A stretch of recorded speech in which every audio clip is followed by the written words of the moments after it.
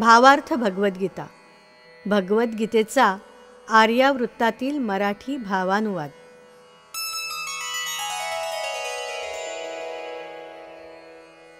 अध्याय 13. क्षेत्र क्षेत्रज्ञ विभाग योग. भगवान श्रीकृष्ण म्हणाले, देहास म्हणती क्षेत्र, अर्जुना बोलतो मी भगवंत. जाणित्या क्षेत्रास जो, म्हणे क्षेत्रज्ञ त्यास सुज्ञ पंडित. क्षेत्री सर्वजो वसे, असे भारता क्षेत्रज्ञ तो मीच. क्षेत्र क्षेत्रज्ञासी जाण, तेची खरे ज्ञान म्हणतसे मीच. क्षेत्र कोण काय रूपी, विकार कुठले निर्मी कसे काय. ऐक संक्षेपे पार्था, कोण क्षेत्रज्ञ प्रभाव तया काय.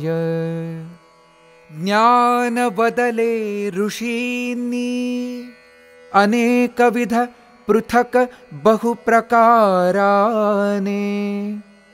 वेदांत ब्रह्मसूत्री, कथिले ते सुनिश्चित सप्रमाणे.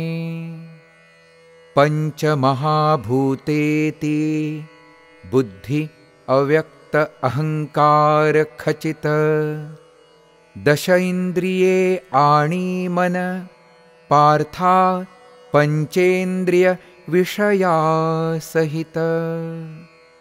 सुख दुःख धैर्य इच्छा, संघात चेतना आणि द्वेष. हेची क्षेत्र सविकारी, बोललो संक्षेपे दाखल्यास. अति विनम्र अदांभिक पांडवा, क्षमा अहिंसा सरलता. करी श्री गुरु सेवा, आत्मसंयम स्थिरता तशी शुचिता. मन निरहंकारी ते, विषयातुनी चित्त विरक्त असणे. जन्म मृत्यू जरा दुःख, व्याधीत नित्य ही दोष पाहणे.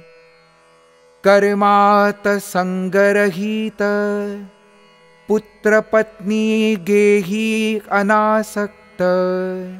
मिळो इष्टवा अनिष्ट, पांडुपुत्रा नित्य ही समचित्त. भक्ति अनन्य मजवर, अखंड निष्काम निश्चल निस्संग. प्रीति विजनवासासी, नावडे तो जनसंपर्क योग. अध्यात्म ज्ञान ही नित्य, तत्वज्ञानीती दृष्टी तत्वतः. कथिले तुझजे आता, तेची ज्ञान पार्थ अज्ञान अन्यथा. ज्ञेय कायते वदतो, जाणिता जे प्राशी नर अमृत. अनादि परब्रह्म ते, न बोलविते पार्थ सत्वा असत. सर्वत्र ते करपाद, मुखे शीरे पार्थ चहुबाजूनी. सर्वत्र कान डोळे, राहिले ते जग सर्वव्यापूनी. असूनी इंद्रिये रहित, सर्वेन्द्रिय गुण पार्थतया भासे निर्गुण परिगुण भोगे असक्ततरी सर्वाधारक असे। एकते चराचरही जाण अंतर्बाह्य जीवाचा वसे। सूक्ष्म म्हणूनि नेणवे राहूनि दूरते निकटही असे। भासे जरी विभक्त ते असे अविभक्त जीवात समग्र। जाणी तया जगपोषक निर्मी परि ग्रासकही ते अग्र।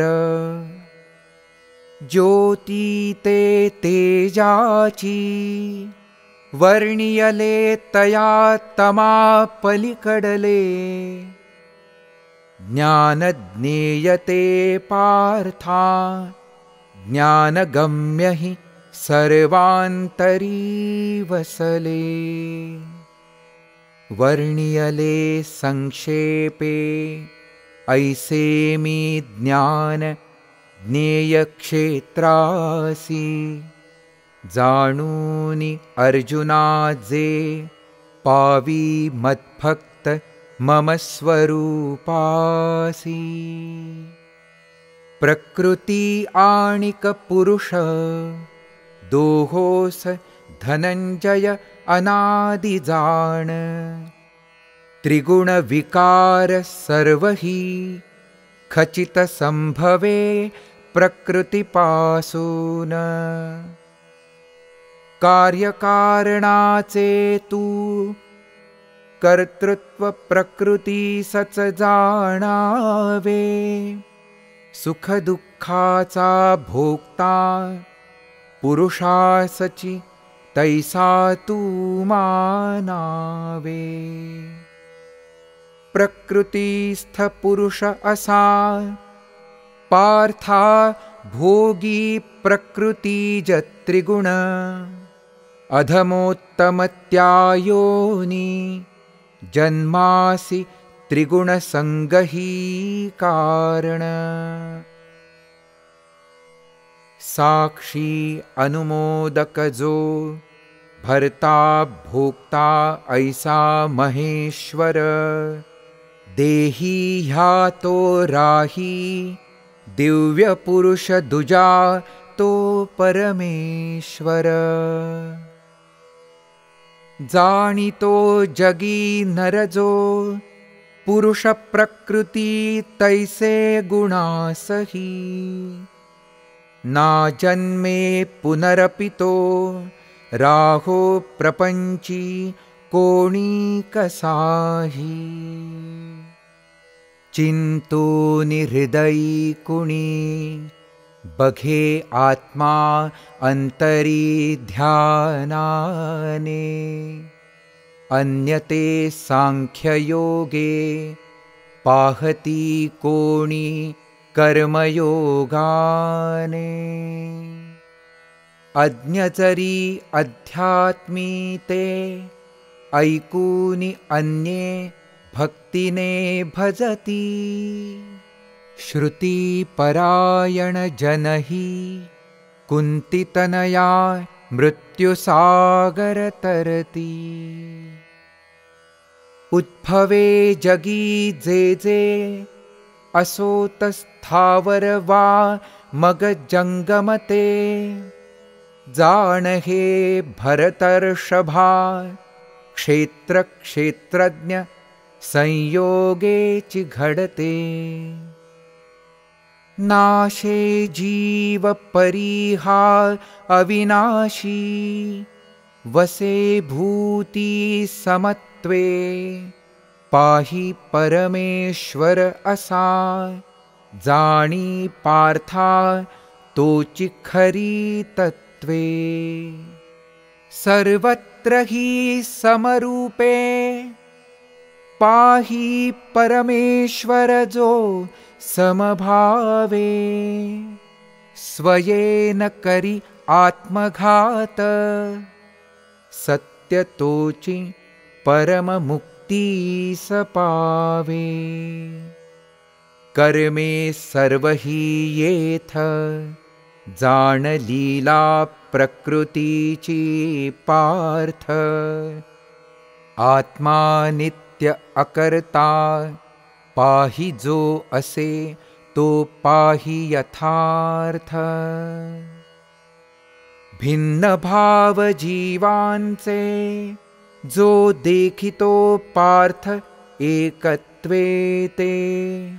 विस्तारतो त्यातूनि मिळे तेव्हा ब्रह्ममयता त्याते। निर्गुण अनादि म्हणूनी परमात्मा तो अव्ययी म्हणवितो। बसूनि शरीरी नित्य निर्लेप अकर्ता कौंतेया तो।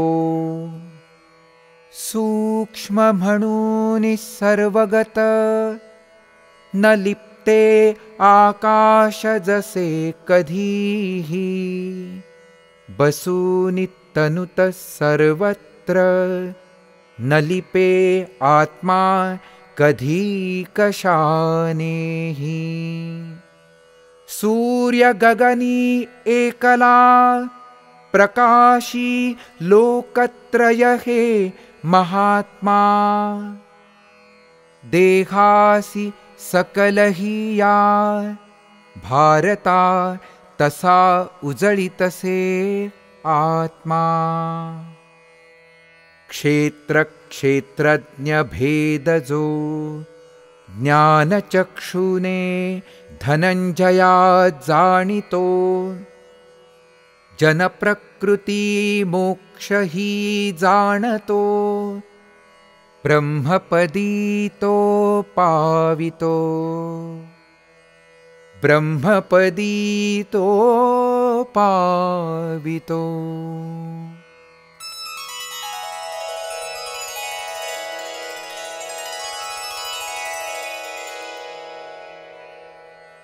बाराव्या अध्यायात भक्तियोग सांगताना भगवंतांनी भक्तांचा विकास व उद्धार परमेश्वर कृपेने होतो असे म्हटले, पण तरीही आत्म्याचे ज्ञान होणे आवश्यक असल्याने 13व्या अध्यायात अव्यक्त आत्मा आणि त्याचे व्यक्त साधन देह यांचा विचार केला आहे. या देहालाच क्षेत्र असे म्हणतात. या देहरूपी क्षेत्राला जो यथार्थतेने जाणतो तो क्षेत्रज्ञ, आणि हे तत्व सर्वार्थाने जाणणाऱ्यास ज्ञानी म्हणतात. आता ज्ञान म्हणजे काय? क्षेत्र क्षेत्रज्ञ यांना तत्वतः जाणणे म्हणजे ज्ञान. ईश्वरानुभव म्हणजे ज्ञान.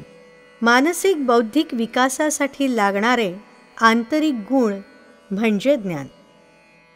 कर्तृत्वाभिमान सोडणे म्हणजे ज्ञान. आता ज्ञेय म्हणजे काय ते पाहू.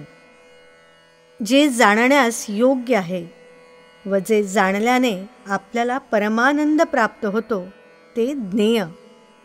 अनादि परब्रह्म ते ज्ञेय. जे या क्षेत्र ज्ञान ज्ञेयास जाणतात ते भगवत रूपास मिळतात असे म्हटले आहे. हे जाणणे म्हणजे काय? बाह्य देह व आत्मा वेगवेगळे आहेत.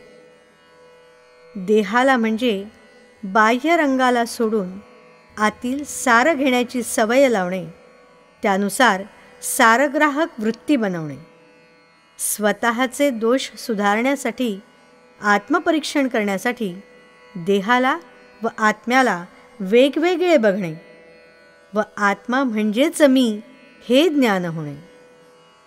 13व्या अध्यायात गीतेने आपल्यापुढे अत्यंत मौलिक विचार मांडला आहे.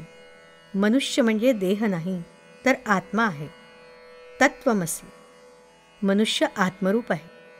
मनुष्यवरचे साल नाही तर आतील रसरशीत गाभा आहे. हे ज्ञान झाले की अननुभूत असा आनंद मिळतो. आतून आवाज येतो, देह म्हणजे मी नाही तर तो परमात्मा मी आहे. देहाच्या पलीकडचे अविनाशी आत्मतत्व म्हणजे मी. साक्षी अनुमोदक जो भरता भोगता ऐसा महेश्वर, देही ह्या तो राही, पुरुष दिव्य दुजा तो परमेश्वर. देहात राहणाऱ्या परमात्म्याच्या ह्या वेगवेगळ्या भूमिका आहेत. जोपर्यंत देहातील आत्म्याचा विचार नसतो तोपर्यंत मनुष्य सामान्य कर्मे करतो. आत्मा फक्त तटस्थपणे बघत असतो, तो साक्षी. पुढे स्वतःला केवळ देह समजणाऱ्या जीवामध्ये विवेकबुद्धी जागृत होते, संयम येतो. येथे आत्मा अनुमोदक होतो. यापुढे जीव चित्तशुद्धीचा प्रयत्न करतो, थकतो आणि आर्ततेने प्रार्थना करतो. परमेश्वर मदतीला येतो. मदतकर्ता ही भरत्याची भूमिका आहे. जरा हाक मारा, परमेश्वर मदतीला येतोच, कारण तो तेथेच असतो, आपल्याजवळ आपल्या हाकेची वाट बघत. चौथी भूमिका भोगत्याची. जीवाने कर्मफले भगवंताला अर्पण केली की ही भोगत्याची भूमिका सुरू होते. ज्या जीवाने मन, बुद्धी, वासना व सर्व संकल्प भगवंताला अर्पण केले, त्याच्या शरीरात भगवंताची भूमिका महेश्वर अशी असते. या अध्यायात ज्ञान, कर्म, भक्ती या तीनही मार्गांचा समन्वय साधला आहे. प्रकृतीपासून उत्पन्न झालेल्या ज्या त्रिगुणांमुळे जीवात्मा बंधनात पडतो, त्या त्रिगुणांचे वर्णन 14व्या अध्यायात आले आहे.